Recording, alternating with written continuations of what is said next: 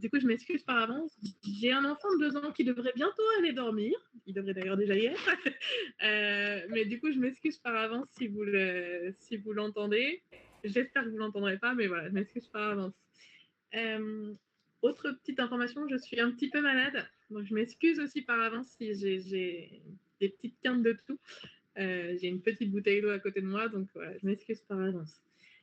Comment ça va se passer? Donc, je vous mets pas la caméra déjà parce que vous voulez pas voir ma tête à 20h et surtout parce que je vais vous mettre une présentation. La présentation, je vais essayer de vous la faire en 40 minutes, ce qui nous laissera un petit peu de temps à la fin pour vos questions-réponses. Justement, en termes de questions-réponses, comme il est 20h et que je me connais, je vais peut-être perdre le fil. Si vous avez des questions, merci de ne pas allumer vos micros et de les poser directement sur l'espace conversation. À la fin, je reviendrai sur cet espace conversation pour répondre à vos questions si je n'ai pas répondu pendant la session. Et à la fin, une fois que j'aurai fini de parler, comme on n'est pas très nombreux, vous pourrez, si vous le souhaitez, allumer vos micros pour poser vos questions. On pourra comme ça discuter de vos questions. Alors, je vais vous partager. Je suis désolée, je crois qu'il y en a 2, 3 qui étaient là la session d'avant. Le début, c'est la même chose. Mathilde, je vous reconnais, je suis désolée, le début, c'est la même chose. Donc, je m'excuse par avance. Je vais vite rentrer dans le vif du sujet, ce qui aura de plus intéressant.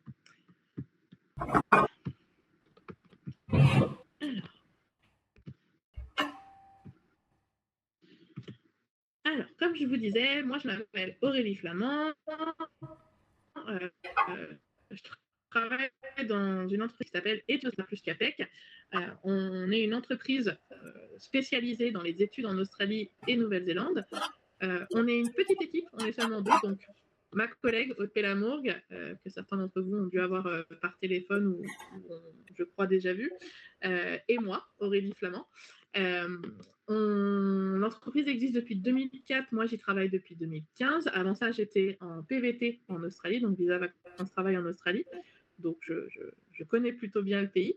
On envoie environ 350 étudiants par an en Australie et Nouvelle-Zélande et on a des partenariats avec toutes les universités australiennes et néo-zélandaises et avec des écoles sur place.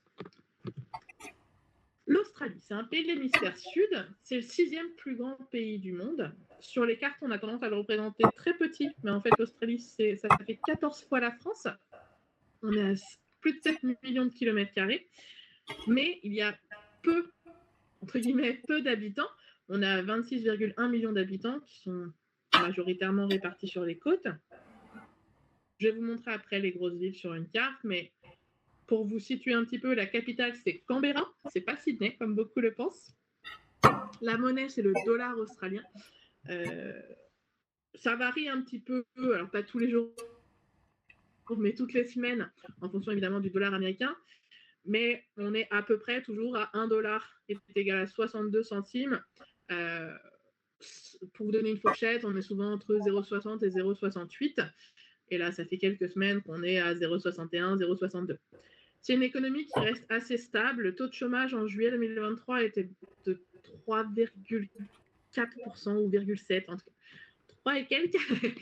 Et là, on est passé à 4,2 en juillet 2024. Donc, c'est quand même une toute petite augmentation. Mais c'est une économie qui reste, un taux de chômage qui reste assez faible et une économie qui reste assez stable. Dans ce taux de chômage, pour info, il y a toutes les personnes qui ont le droit de travailler, donc les visas étudiants en font partie.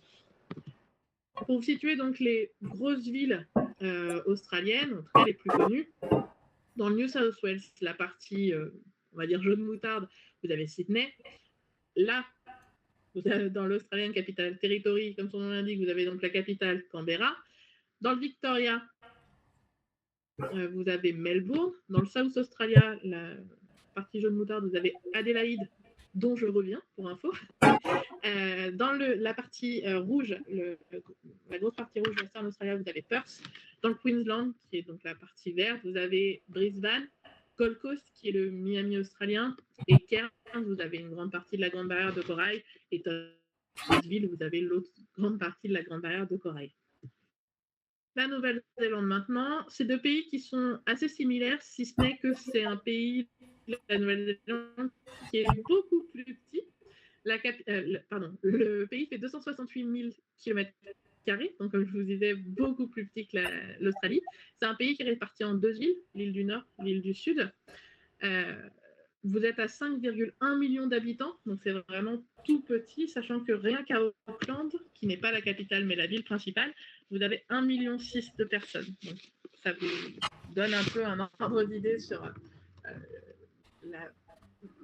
le nombre d'habitants sur les autres villes. La capitale, c'est Wellington, je vous la montre après sur la carte. La monnaie, pas très originale, c'est le dollar néo-zélandais. Un dollar néo-zélandais est à peu près à 0,55, 0,56 euros, ça varie un peu tous les jours. On est généralement entre 0,54 et 0,58. Ça monte rarement plus. L'économie est aussi assez stable puisque le taux de chômage en juillet 2023, dans ma tête, c'est 3,2. 3 et quelques, encore une fois. Et le taux de chômage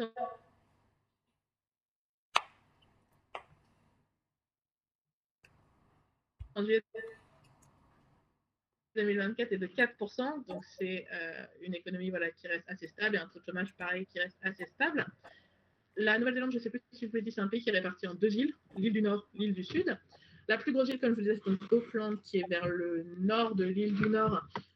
Et la capitale, c'est donc Wellington, qui est ici, donc au sud de l'île du Nord, où vous avez à peu près 212 000 habitants.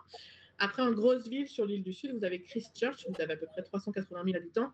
Et en ville assez typique, vous avez Queenstown, où vous êtes à peu près à 15 000 habitants. Pourquoi partir en Australie-Nouvelle-Zélande?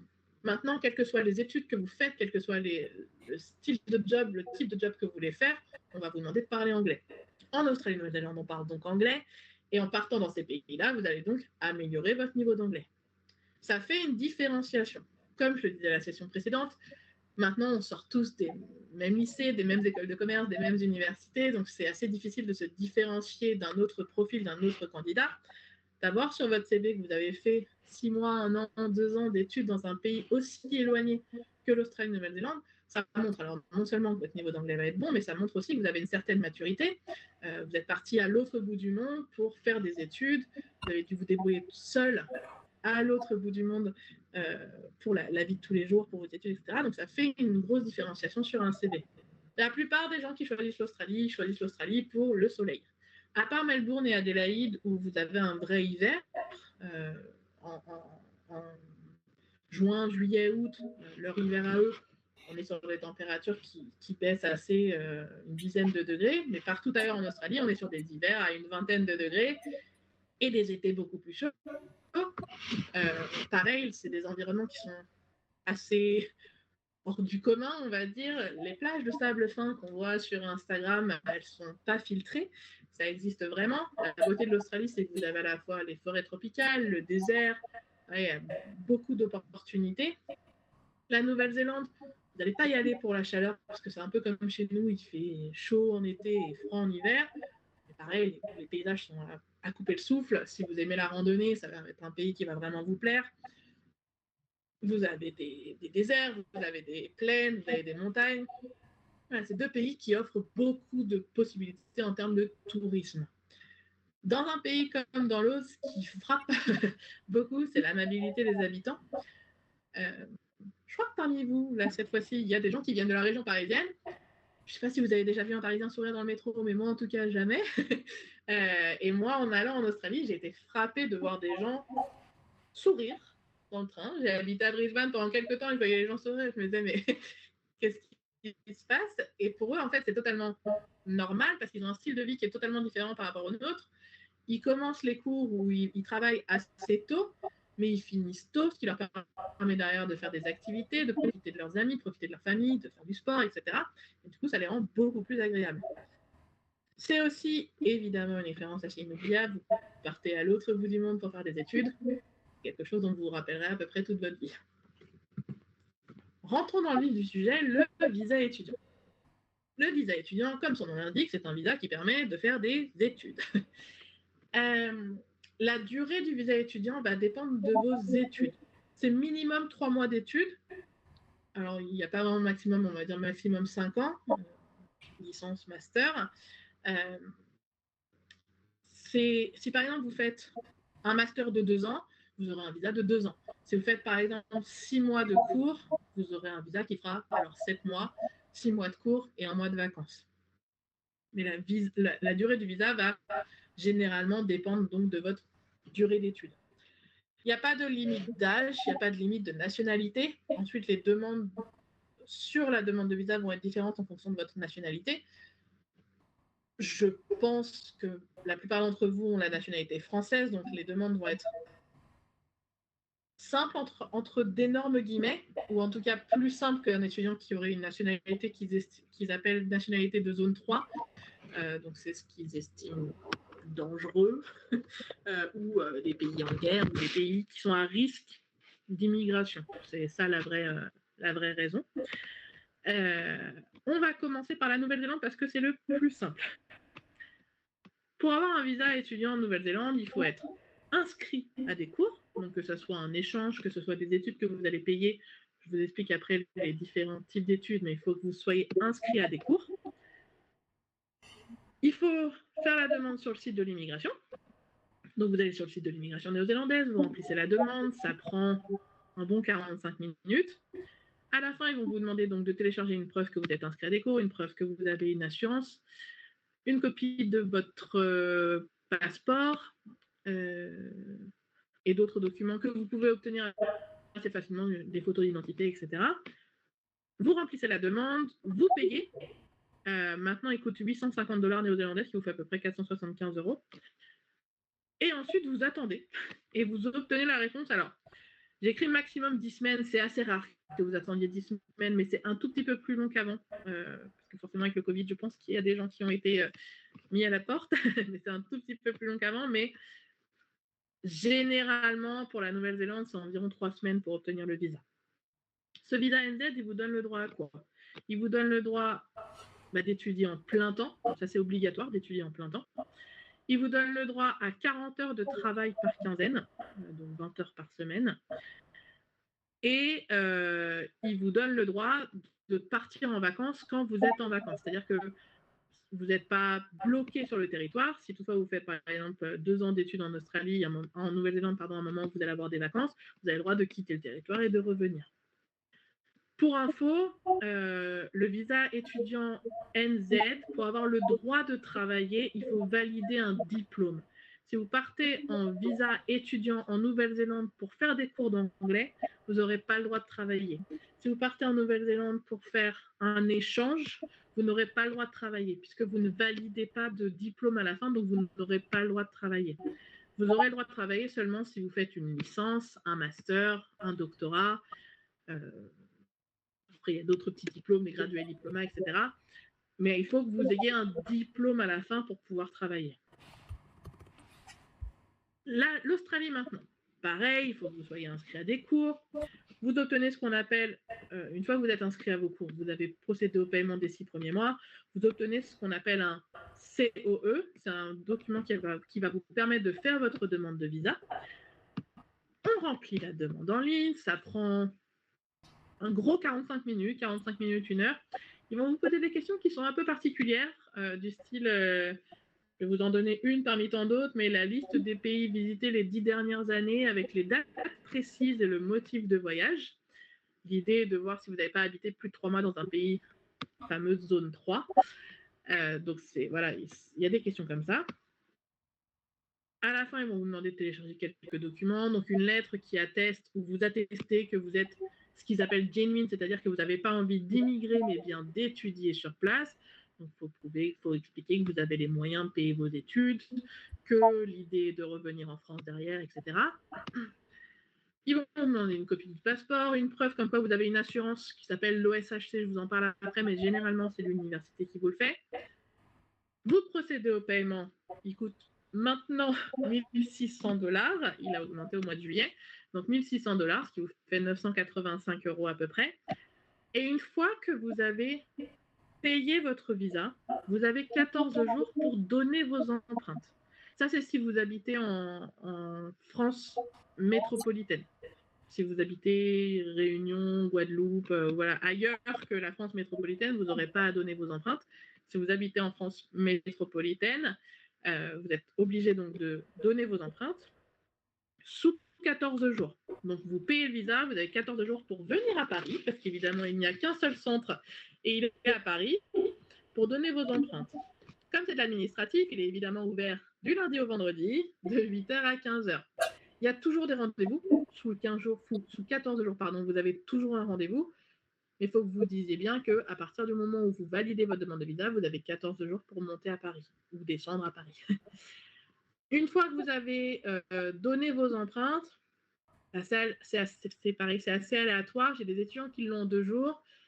J'ai une étudiante, ça fait 3 semaines et elle l'attend encore. L'immigration va dire qu'ils s'accordent un maximum de 92 jours. C'est assez rare. Généralement, c'est environ 2 semaines pour l'obtenir. Ce visa PVT, étudiant, il vous donne le droit à travailler 48 heures par quinzaine, donc 24 heures par semaine. Il vous donne le droit donc à un travail limité pendant vos vacances, un tourisme illimité pendant vos vacances, et il vous donne le droit, et vous êtes obligé d'étudier en plein temps. Cours d'anglais, université, etc. Mais vous êtes obligé d'étudier en plein temps. Attention, qui dit visa étudiant dit donc que vous êtes obligé d'étudier. Vous êtes obligé d'assister à minimum 82% de vos cours. Si vous assistez à moins de 82% de vos cours, vous pouvez avoir un visa annulé, 5 ans d'exclusion de territoire, etc. Bien sûr, je vous dis ça, si par exemple vous cassez une jambe, vous ne pouvez pas vous déplacer, vous ne pouvez pas aller à l'université, vous allez avoir un certificat médical, etc. Mais excusez-moi, c'est juste si vous vous dites j'aime pas ce cours-là, j'y vais pas, vous pouvez avoir des problèmes avec votre visa. C'est vraiment très réglementé le visa étudiant. Obligé d'aller en cours, obligé de travailler un certain nombre d'heures, etc. Il faut vraiment respecter les règles de l'Australie ou de la Nouvelle-Zélande parce que sinon vous pouvez avoir des problèmes. Ce visa vous donne le droit à faire plusieurs types d'études. Je ne suis pas sûre parmi vous, il y a des gens qui ont moins de 18 ans, mais pour info, avec un visa étudiant, vous pouvez partir faire des études dans un lycée en Australie et Nouvelle-Zélande. Alors un collège aussi, mais c'est assez rare, mais souvent lycée en Australie et Nouvelle-Zélande. Il y a des lycées disponibles partout en Australie, donc South Australia, Queensland, New South Wales, Western Australia, et on a aussi un lycée à Auckland. Pour l'Australie, on a une liste de lycées qui acceptent les étudiants internationaux avec lesquels on travaille. On choisit généralement ensemble le lycée en fonction des matières que vous souhaitez ou des activités que vous souhaitez faire. Et la Nouvelle-Zélande, on a donc un lycée qui est à Auckland. Il y a 4 entrées dans l'année, janvier, avril, juillet et octobre, sachant qu'octobre, généralement, on ne la recommande pas parce que c'est la fin de l'année pour eux, donc c'est assez compliqué pour vous de vous intégrer. La famille d'accueil est obligatoire pour les mineurs, donc vous serez en même temps que vous serez dans le lycée, vous serez logé dans une famille qui habite aux alentours du lycée. L'inscription, elle se fait sur dossier. Il faut les notes des 2 dernières années, une copie du passeport, une fiche d'inscription, une lettre de motivation et une lettre de recommandation, et environ par trimestre, en comptant les cours et le logement, sachant que le logement, vous avez les 3 repas par jour, vous êtes à peu près à 8 000 €. Avec un visa étudiant, vous pouvez faire une licence ou un master. Généralement, les rentrées en Australie et Nouvelle-Zélande sont en février ou en juillet. Après, il y a certaines universités qui se sont un peu adaptées aux autres marchés et qui ont fait d'autres rentrées. Par exemple, je crois que parmi vous, il y a 2 jeunes filles qui veulent faire l'université de James Cook. Cette université-là a totalement décalé ses rentrées. Ils ont donc une rentrée en janvier, une en mai, mais pas pour ce que vous voulez faire, et une en septembre, qui est parfaite pour nous. Mais généralement, c'est plutôt février ou juillet. C'est un système qui est totalement différent de ce qu'on pourrait avoir nous. L'Australie et la Nouvelle-Zélande, ils ne comprennent pas pourquoi nous, on est en cours de 8h à 18h, on gratte du papier, et littéralement, ils nous disent « mais comment il fait votre cerveau pour continuer à réfléchir ?» En Australie et Nouvelle-Zélande, vous aurez 12 à 15 heures de cours par semaine, mais beaucoup de travail personnel, parce qu'eux, ils estiment que c'est là où vous apprenez le mieux de faire des projets de groupe, des exposés, etc., parce que vous allez bosser par vous-même. Vous avez toujours accès à des professeurs, toujours accès à ce qu'ils appellent les buddies, c'est d'autres étudiants qui sont dans des années supérieures pour pouvoir vous aider. Mais voilà, il y a plus de travail personnel que d'heures directement devant les professeurs. Et ensuite, alors, dans le courant du semestre, vous avez des devoirs à rendre, et ensuite, à la fin, vous avez des partiels. Un accord a été signé directement entre l'Australie et la France. Toute licence et tout master réalisé en Australie est reconnu à 100% en France. Il y a un accord qui a été signé à l'ambassade, etc. Tout ce que vous faites là-bas, c'est reconnu officiellement. Pour la Nouvelle-Zélande, c'est des écoles qui sont reconnues dans le monde entier, mais quand vous allez arriver en France, si par exemple vous faites une licence et que derrière vous voulez faire un master, il va falloir que vous fassiez reconnaître par l'ambassade votre licence néo-zélandaise. C'est pas une reconnaissance directe. Pour info, l'Australie est beaucoup plus grande, donc il y a beaucoup plus d'universités. Il y a, dans mon souvenir, 8 universités en Nouvelle-Zélande quand vous en avez beaucoup plus en Australie. Il y a des étudiants parmi vous qui vont être plus intéressés par la Nouvelle-Zélande. Il n'y a pas de souci, mais voilà, il faut juste vous dire que ça ne sera pas forcément officiellement reconnu, ou en tout cas, il va falloir que vous fassiez des démarches. L'inscription en Australie et Nouvelle-Zélande pour la licence master, c'est un dossier. Il y a une fiche d'inscription. Il faut donner donc toutes vos notes à partir du bac, bac, BTS, licence, donc vraiment toutes les notes en français et avec une traduction en anglais. Tous vos diplômes, français avec une traduction en anglais. Il faut une copie du passeport, généralement une lettre de motivation, c'est bien. Et il faut que vous passiez un test d'anglais. TOEFL ou IELTS, généralement, sont ceux qui sont reconnus dans presque toutes les universités, sauf certaines universités qui n'acceptent que l'IELTS, on pourra en discuter. Attention, c'est pas parce que vous n'avez pas le niveau d'anglais que vous ne serez pas accepté dans l'université. Si votre niveau d'anglais est trop faible, l'université va dire « Ok, je t'accepte, mais à condition que tu fasses tant de semaines de cours dans mon école partenaire ou directement dans l'université, et ensuite, tu intégreras la licence ou le master. » Votre niveau d'anglais ne sera jamais un frein à votre acceptation dans l'université. Voilà, il faudra juste qu'avant, vous passiez des cours d'anglais. Mais vous êtes obligé de passer un test pour leur prouver votre niveau, pour ensuite qu'ils disent on te prend directement ou on te prend à condition que tu passes des semaines de cours d'anglais. Le prix, ça serait difficile de vous donner une fourchette parce que ça dépend de l'université dans laquelle vous allez, dans le master ou la licence que vous allez faire, etc. Mais il faut compter minimum 15 000 € l'année. Sachant qu'il y a quelques universités qui ont des bourses, alors ça ne sera jamais des bourses complètes, mais par exemple, on a une université à Sydney qui a une bourse de 10 000 $ par an. L'université de James Cook, il y a certaines personnes qui veulent postuler. Si vous avez eu des bonnes notes au bac et en licence, vous pouvez prétendre à une bourse de 25%. Voilà, il y a certaines universités qui vont proposer des bourses de 20-25% ou quelques milliers de dollars, mais ça ne sera jamais des bourses complètes. Sauf si vous faites un PhD. J'en parle pas parce que parmi vous, il n'y a pas de personnes qui veulent le faire, mais si vous faites un doctorat, il peut y avoir des bourses complètes. C'est un dossier à monter, etc., avec l'université pour pouvoir avoir la bourse. Mais voilà, si vous êtes intéressé, vous m'enverrez un mail, je vous donnerai plus d'infos. Si parmi vous, il y a des gens qui ont un BTS, je ne sais jamais comment dire ça, mais un BTS classique, commerce international, NDRC, Tech Deco, pas des BTS, par exemple, fluide et énergie, quoi. Des BTS, je sais pas comment vous dire ça, des BTS classiques. Vous avez la possibilité, derrière votre BTS, de faire une licence en 1 an, comme vous pourriez faire en France. Il y a certaines universités en Australie qui reconnaissent à 100% votre BTS et vous intégrez directement la 3e année en Australie. Et vous faites donc 1 an d'université et vous obtenez le niveau licence. Le dossier d'inscription, c'est le même. Il faut passer un test d'anglais. Pareil, le prix, c'est le même, sachant que pour info, ce n'est pas les universités les plus chères qui le proposent. Parmi vous, il y a peut-être des gens qui vont faire un échange en Australie et Nouvelle-Zélande. Le study abroad, c'est la même chose, mais en échange, vous ne payez pas vos frais, alors qu'un study abroad, vous payez vos frais.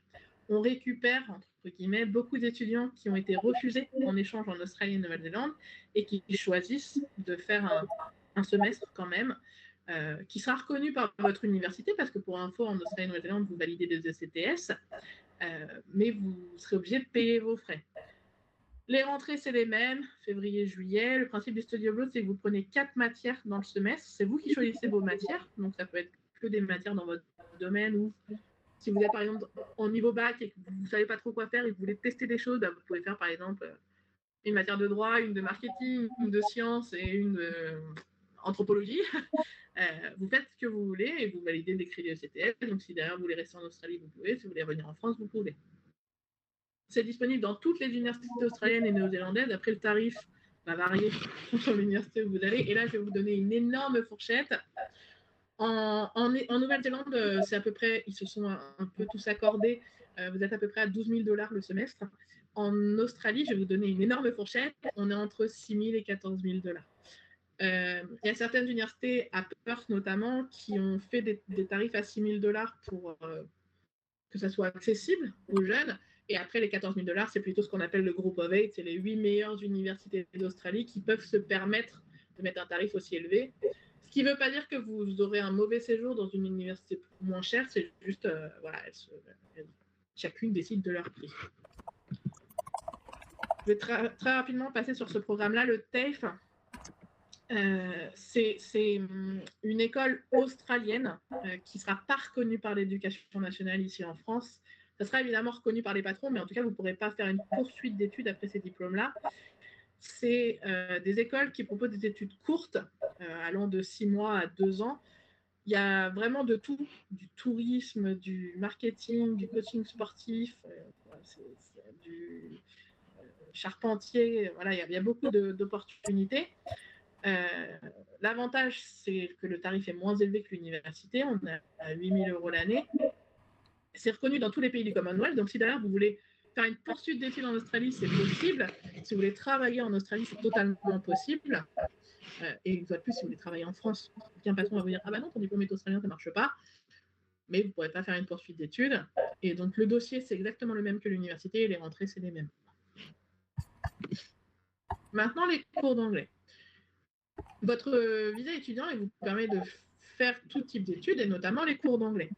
L'avantage des cours d'anglais, c'est que vous avez donc des rentrées toutes les semaines, donc c'est minimum 12 semaines de cours, je vous l'ai dit tout à l'heure.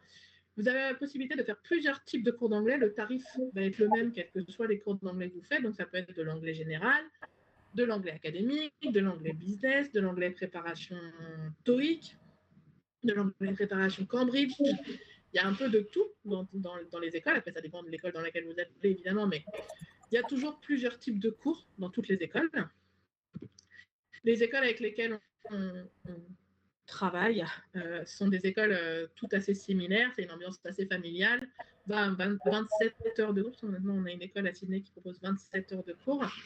Vous êtes à 5% de français maximum. C'est pour vous assez avantageux.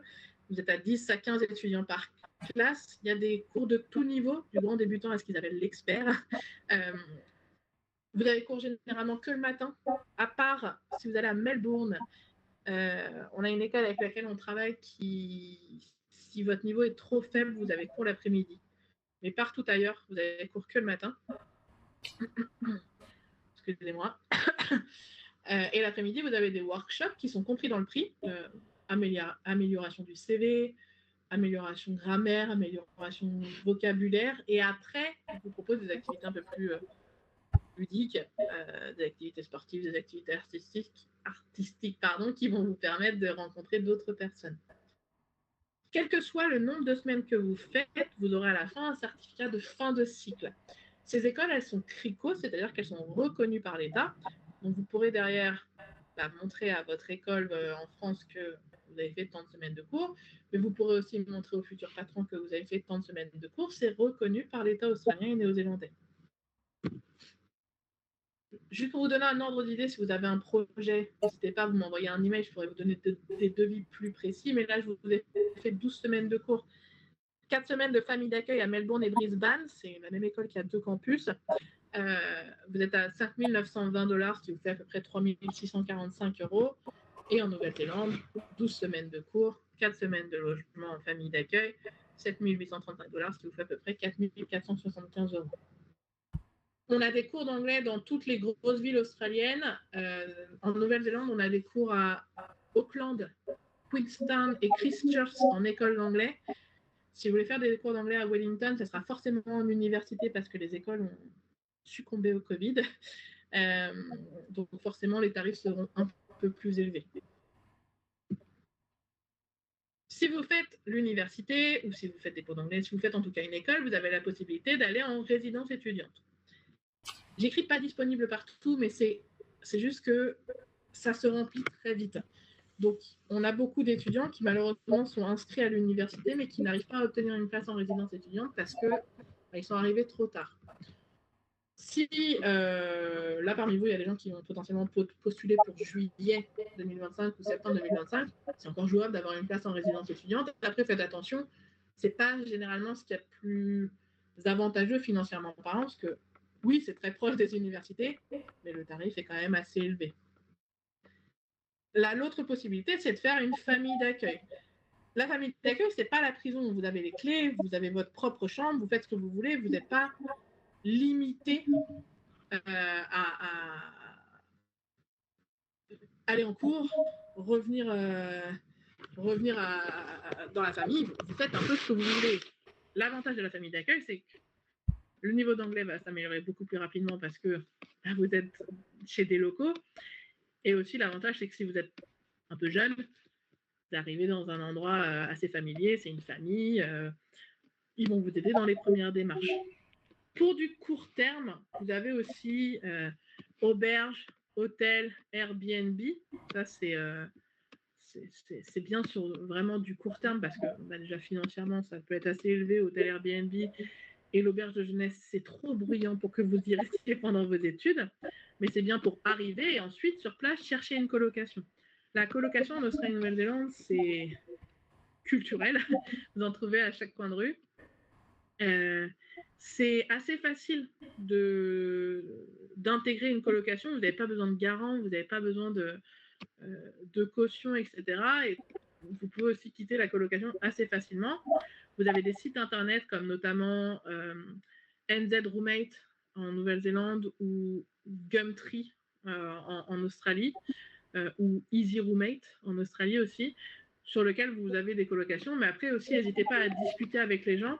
De bouche à oreille en Australie-Nouvelle-Zélande, ça marche très bien. Vous allez potentiellement excusez-moi, rencontrer des gens dans l'école, dans l'université qui vont vous dire « Ah bah, moi, dans ma coloc, il y a quelqu'un qui s'en va, prend sa place, etc. » Donc, n'hésitez pas à discuter avec les autres étudiants. Excusez-moi, je bois un petit peu. Pardon. Niveau budget, le sujet qui fâche. Le billet d'avion, alors excusez-moi, j'ai oublié de changer, ça a un petit peu rebaissé. Les JO sont passés, donc les compagnies ont un peu rebaissé les prix. Généralement, l'aller-retour, on est à peu près à 1 500 € aller-retour. Pour info, vous n'êtes pas obligé de prendre le retour, ce n'est pas une obligation avec le visa étudiant.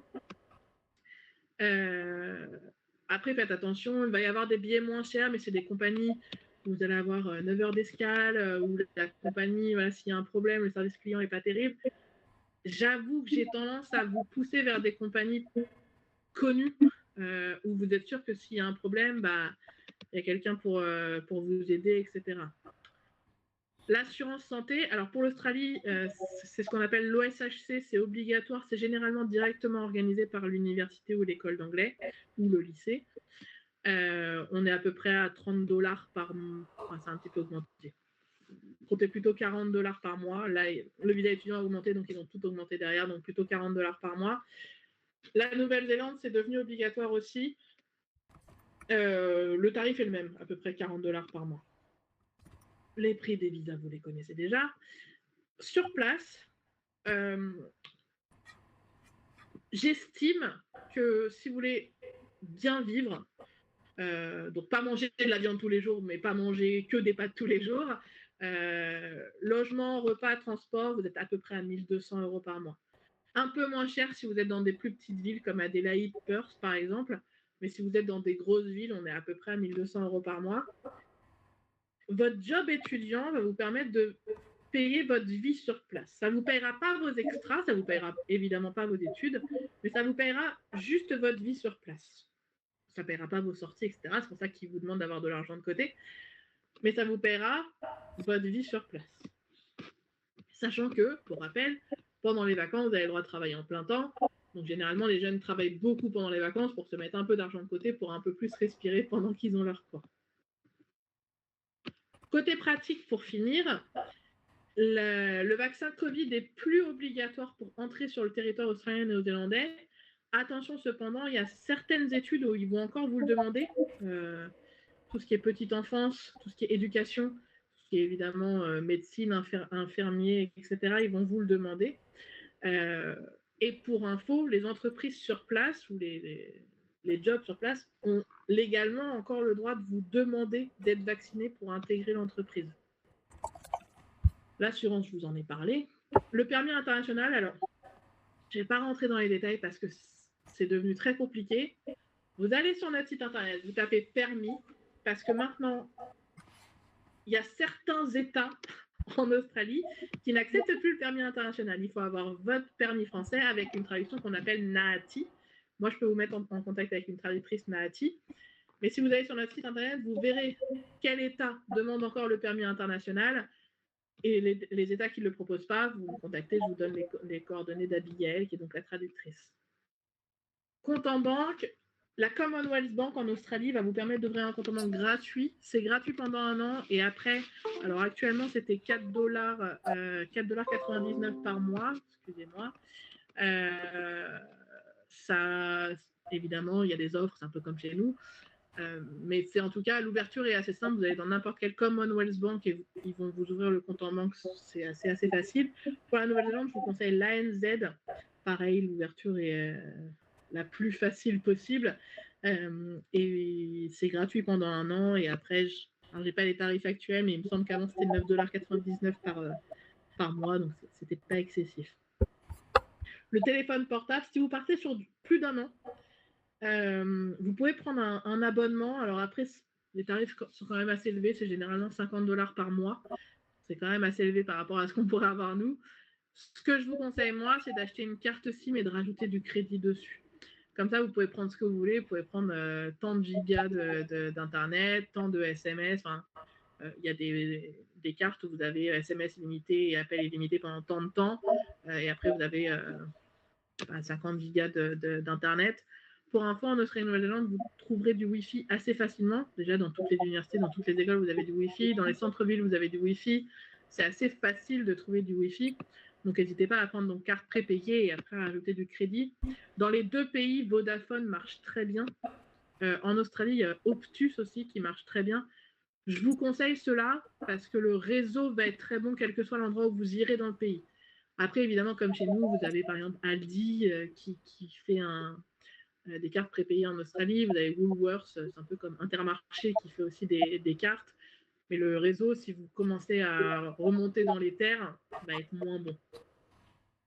TFN, IRD, si vous voulez travailler en Australie, Nouvelle-Zélande, il faut faire votre demande de numéro d'impôt. TFN en Australie, IRD en Nouvelle-Zélande. Vous allez sur notre site internet, vous avez les liens pour pouvoir faire les demandes. C'est gratuit. Le tax back en Australie, il y a une partie de vos impôts, c'est la reconstruction du pays et une autre partie, c'est la retraite, pardon. Normalement, vous ne ferez pas votre retraite en Australie, donc vous pouvez à la fin de l'année fiscale faire une demande de tax back, donc remboursement d'une partie de vos impôts. Pour finir, le RSA, c'est pour l'Australie. Si vous travaillez dans un endroit où on vous demande de manipuler de l'alcool, vous êtes obligé de passer ce petit diplôme qui s'appelle le RSA. Vous pouvez prendre, comme vous êtes en visa étudiant, vous allez probablement rester dans la même ville, donc vous prenez celui pour l'état dans lequel vous habitez. C'est généralement entre 50 et $80. Je finis. Nous, on est ce que l'Australie et la Nouvelle-Zélande appellent agents d'éducation. À partir du moment où vous allez faire des études, que ce soit 3 mois de cours d'anglais ou que ce soit un master, nos services à nous vont être gratuits. C'est pas une blague, à la fin, je ne vous envoie pas une facture surprise. Les tarifs que je vous donne, c'est les tarifs des écoles, c'est les tarifs des universités. Je ne rajoute rien par-dessus, sauf pour ceux qui partent en lycée, parce que c'est beaucoup de démarches, beaucoup plus que pour les autres. Donc, on a nos frais de service à 500 € juste pour les lycées, en plus du tarif du lycée. Mais pour tous les autres, pour tous les majeurs, nos services vont être gratuits. On va vous aider dans l'inscription à l'université, on va certifier tous vos documents, on va faire la demande de visa avec vous, on va vous aider pour ouvrir un compte en banque à distance, on va vous aider pour corriger vos traductions, on va vous aider dans toutes les démarches administratives et nos services sont gratuits. Si vous faites l'inscription par vous-même ou si vous faites un échange par exemple et vous avez besoin d'aide pour la demande de visa étudiant ou pour les autres démarches, on fait des packs accompagnement à 300 € TTC en plus du prix du visa où on pourra donc vous aider. Par exemple, il y a des étudiants dont l'université va les envoyer en échange, mais ils sont obligés de faire certifier leurs documents. On va pouvoir vous aider. Vous avez tous mes coordonnées parce que vous avez tous reçu mon email ou celui de ma collègue. Pour info, on a donc bien un bureau. On a donc bien un bureau à Paris, mais c'est seulement sur rendez-vous, simplement parce que, alors comme je suis maman depuis seulement 2 ans, j'avoue, je fais beaucoup de télétravail parce que c'est beaucoup plus simple. Et sinon, quand on est sur site, le bureau est assez petit, donc si on a un autre rendez-vous, on ne peut pas prendre 2 rendez-vous en même temps. Donc c'est totalement possible de nous rencontrer, mais seulement si sur rendez-vous. Et après, on fait énormément de visio. Je crois que parmi vous, il y a une jeune fille avec qui j'ai un visio en fin de semaine. Voilà, on s'adapte à vos horaires s'il y a besoin. Le bureau est ouvert généralement de 10h à 18h. S'il y a besoin de rester plus tard pour faire un visio, il n'y a pas de souci. Je vais revenir sur notre petite conversation pour voir si vous m'avez posé des questions.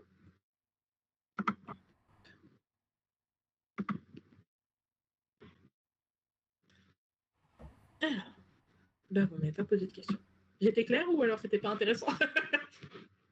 Si vous avez des questions, vous ne pouviez pas envoyer des messages, tout simplement. Vraiment, Teams, des fois, Si vous avez des questions, n'hésitez pas à allumer vos micros. On n'est pas très nombreux, donc je pourrais y répondre assez facilement. Si vous n'en avez pas, il n'y a pas de souci. Si vous n'avez pas de questions... Moi, j'ai une question. Désolée. Je suis française, mais en fait, je fais ma licence au Canada. Ouais. Comment je peux faire pour mes empreintes? Est-ce qu'il faut que je me rende au consulat pour les Quand faire? vous allez faire votre demande de visa, vous serez encore au Canada? Oui. Du coup, vous n'aurez pas besoin de donner vos empreintes. Ok, super, merci beaucoup. En fait, je pense que c'est une petite guéguerre entre l'Australie et certains pays. Sur la liste des gens qui doivent donner leurs empreintes, il y a la Nouvelle-Zélande et la France. Et après, c'est que des pays qui ont été en guerre ou des pays qui s'estiment pauvres. Donc, il y a nous, on ne sait pas trop pourquoi. Il y a la Nouvelle-Zélande, on ne sait pas trop pourquoi. Et après, c'est que des pays, les fameux pays de zone 3. Donc, si vous restez au Canada et que vous faites votre demande depuis le Canada, vous n'aurez pas besoin de donner vos empreintes. D'accord, merci beaucoup. Pas de souci. On s'était déjà parlé, non, je crois qu'on s'est déjà envoyé des mails. Votre nom me parle. Oui, je vous ai contacté récemment et vous m'avez envoyé un mail. Le nom me disait quelque chose.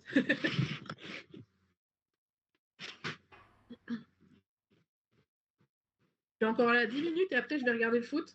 Donc, n'hésitez pas si vous avez des questions. Sinon, si vous n'avez pas de questions, merci d'être venu. N'hésitez pas à m'envoyer un email si vous avez des questions ou si vous voulez qu'on continue vos projets. Et donc, merci d'être venu. Et sinon, je suis encore là 10 minutes. Bonsoir. Bonsoir. Bonsoir. J'ai une petite question, savoir, vous connaissez les périodes de vacances sur... vous pouvez nous donner les périodes de vacances éventuellement, si on pouvait les avoir comme ça. Ça dépend de l'état dans lequel vous allez. Et ça dépend ce que vous faites. Qui c'est qui est en train de parler là? C'est Fabrice? Oui, pardon. Oui, vous allez faire, si je me rappelle bien, des cours d'anglais. C'est ça. C'est vous qui allez choisir vos périodes de vacances. Parce que sur les cours d'anglais, en fait, il y a des rentrées tous les lundis et il y a des cours pendant toute l'année. Si, par exemple, je sais plus combien de semaines de cours vous voulez faire, mais imaginons que vous faites 3 mois de cours, vous pouvez dire je veux faire 6 semaines de cours, faire un trou de 4 semaines pour faire un peu de vacances, et après refaire 6 semaines de cours. 6, 12. Pour le D'accord. coup, pour les cours d'anglais, c'est vous qui choisissez le moment où vous voulez prendre des vacances. Alors, vous n'avez pas le droit de prendre des vacances illimitées. Vous pouvez faire, vous faites voilà, 6 semaines de cours, 4 semaines de vacances, 6 semaines de cours, ça c'est possible. Mais vous n'avez pas le droit de faire 2 semaines de cours, 6 semaines de vacances. C'est des périodes limitées. Mais en plein milieu de vos cours, vous pouvez faire des vacances. Par contre, on est obligé de donner les dates à l'avance parce que comme c'est un visa étudiant, tout est très réglementé. Je ne sais plus quelle date de rentrée vous nous aviez mis, mais imaginons vous commencez en février, vous allez faire des vacances au mois d'avril, vous êtes obligé de faire les vacances au moment où vous les aviez données. Quoi.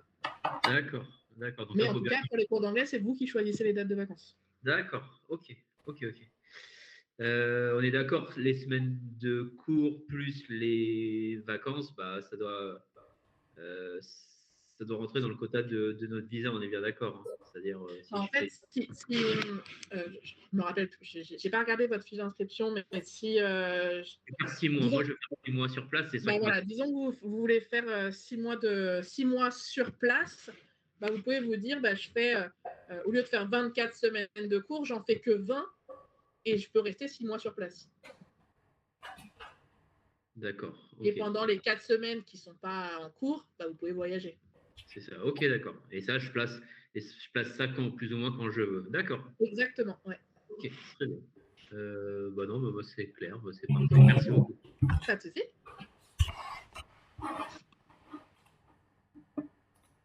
Lancez-vous si vous avez des questions, parce que je vois des gens qui lèvent les mains, mais je ne peux pas vous donner la parole, donc lancez-vous.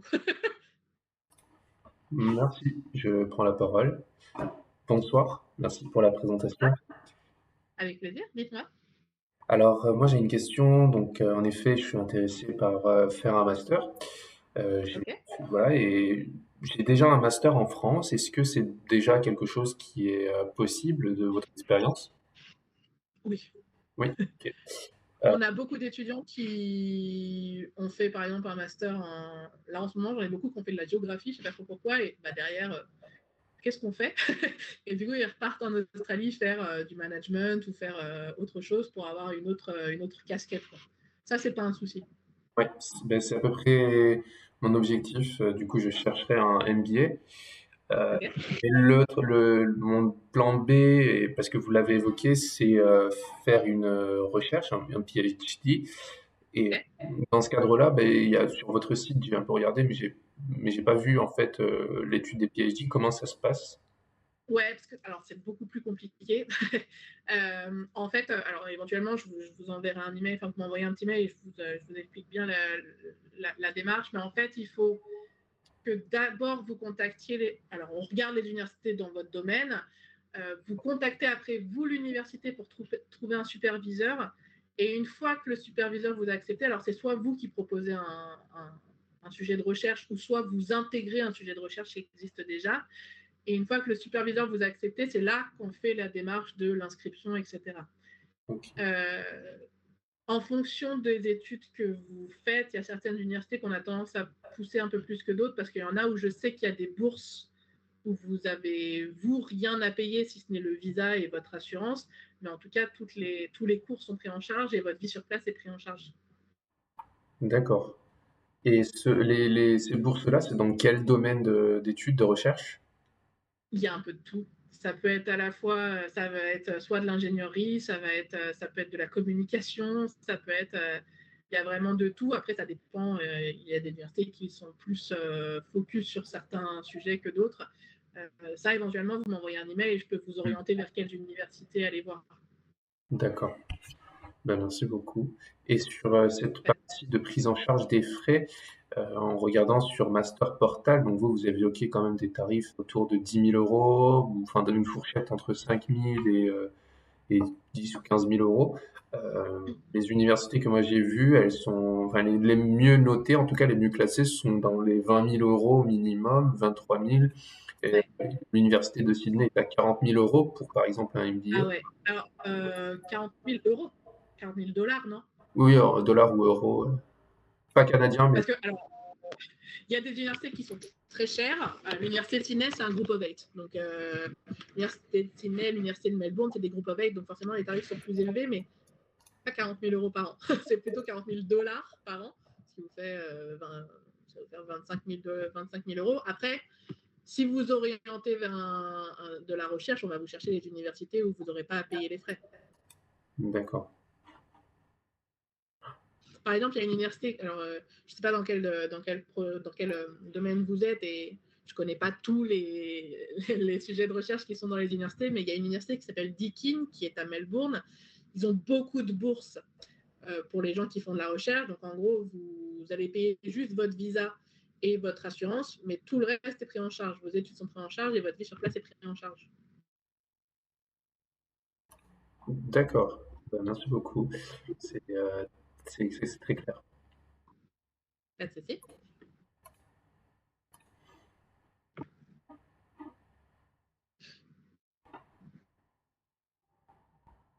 Bonsoir. Bonsoir. Du coup, ok. Pour ma part, du coup, je suis en 4e année d'école d'ingénieur au mines de Nancy. Ouais. Et comment? C'est vous qui êtes à Marseille en ce moment? Oui, c'est moi, oui. Je me rappelle. Dites-moi. Je suis en stage. Et du coup, donc nous, en fait, on doit du coup faire un semestre universitaire à l'étranger pour valider notre diplôme, Ok. comme toute école d'ingénieur. Et donc, en fait, on fait nos vœux et on a les réponses en décembre. Mais Ok. du coup, ça serait pas la même chose si je partais avec vous. Enfin, ce serait pas le même processus. Non, parce que vous êtes. Alors, à part si vous êtes refusé et que vous voulez quand même partir, et dans ces cas-là, vous venez vers nous. Mais vous, c'est ce qu'on appelle donc un échange où, en fait, normalement, vous payez pas la partie Non. Australie. Voilà. Oui. C'est un échange directement organisé entre l'université de Nancy et je ne sais pas quelle université en Australie ou Nouvelle-Zélande. Mais on a de l'université de Nancy, l'université de Lorraine, on a récupéré des étudiants qui ont été refusés en échange et qui après sont revenus vers nous parce qu'ils voulaient quand même le faire. Mais si vous êtes accepté, et je vous le souhaite, vous revenez vers nous que si vous voulez de l'aide pour le visa, mais dans ces cas-là, c'est le pack accompagnement. D'accord. Mais du coup, ça veut dire que je reviendrai en janvier. Est-ce que pour janvier, pour juillet, c'est pas trop tard? Non, non, du tout. Du tout. Et La demande de visa se fait en quelques semaines. Les inscriptions se font très rapidement. Non, janvier, juillet, vous êtes large. Hein. Je vais vous dire, il y a des gens qui s'inscrivent au mois de juin pour partir en juillet. Hein. Ah ouais. Peut-être pas ça, mais ouais, et du coup, l'école accepterait quand même que ce soit passé à l'étranger pendant mon année en France? L'école française ou l'école australienne? Oui, l'école française, oui. En fait, à partir du moment où... alors, si vous êtes refusé dans la partie échange et que c'est obligatoire pour vous de partir à l'étranger, vous leur dites, voilà mon projet, je vais aller faire telle matière dans telle université. Et ils le valident sur l'année 2022-2023. J'en ai plusieurs de l'Université de Lorraine qui n'ont pas été acceptés à l'échange ou alors ils ont été acceptés dans des pays où ils ne voulaient pas aller. Et du coup, ils ont proposé à l'Université de Lorraine, voilà, je pars dans telle université, je fais telle matière, mais je paye mes frais et derrière, vous reconnaissez les crédits et c'est passé. Ok, super. Après, il faut que votre université vous dise oui. Après, je pense que ça dépend ça dépend de quelle faculté, etc. Mais en l'occurrence, c'était sport alors c'est pas l'ingénierie, c'était sport et langue où ils ont dit oui. Après l'ingénierie, si vous, une fois de plus, je vous souhaite être accepté à l'échange, mais si toutefois ça marchait pas, vous avez cette possibilité. Je ne vois pas pourquoi ils diraient non. D'accord. Ok, mais super. Merci. Avec plaisir. Bon. Je prends une dernière question et après, les gars, il y a le foot qui m'attend. Bonsoir. Bonsoir, dites-moi. Moi, je suis donc en alternance en BUT et je voulais savoir si c'est possible, malgré le fait que je suis en alternance, qu'après mon BUT, je puisse donc poursuivre sur un master avec 2 ans. Bien sûr. Ils ne font pas la différence que vous soyez en BUT, en alternance, pas en alternance. Pour eux, vous êtes en études. D'accord. Ils ne posent pas la question. Donc, pour eux, c'est totalement possible, en effet, derrière faire soit de faire une autre licence, soit de faire un master en Australie ou en D'accord. Nouvelle-Zélande d'ailleurs. Ok, merci. Avec plaisir. Si vous avez d'autres questions, je suis désolée, de toute façon, ça va couper. Si vous avez d'autres questions, vous n'hésitez pas, vous m'envoyez un email. Généralement, je vous réponds dans la journée ou le lendemain si je n'ai pas eu le temps de vous répondre dans la journée. Et s'il y a besoin de faire des autres visios, avec grand plaisir, vous n'hésitez pas, vous me donnez vos disponibilités et on s'organise ça.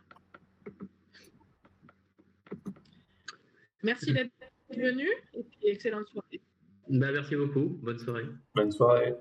Bonne soirée.